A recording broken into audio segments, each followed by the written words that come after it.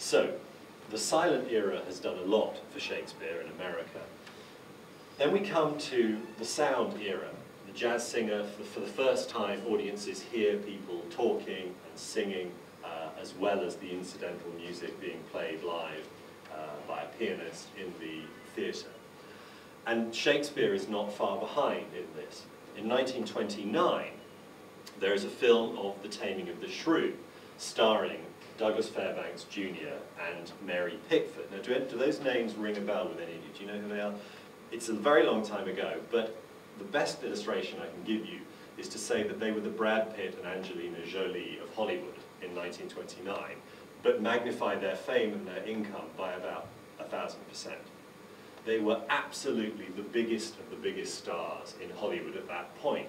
So for the studio that they were working for to say, we're going to cast them as Caterina and Petruchio, the warring, fighting, scratching, biting, screaming couple in The Taming of the Shrew, was a fabulous piece of casting, because then, as now, if you have husband and wife, boyfriend, girlfriend, movie stars playing that kind of a tense romantic relationship on screen, inevitably there's a sort of vicarious thrill for us. Is that what they're like in real life, in addition to how they are in the story? So they really saw this as an opportunity to bring together the biggest stars and, if you like, the most famous writer at feature length.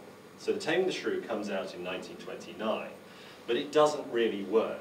It's kind of a burlesque on the play, and it got reasonable reviews, but financially it didn't work. And it's the first of many, many occasions where we hit the language barrier with Shakespeare. That his greatest glory, the poetry, the dialogue, the way that characters express themselves, which when you hear actors and directors talk about it, they say is just unsurpassed. You know, nobody writes like this, or has written like this since. And that's why the plays are still studied and staged and adored by so many people. But when we go to the movies, as opposed to going to the theatre, it's a different proposition.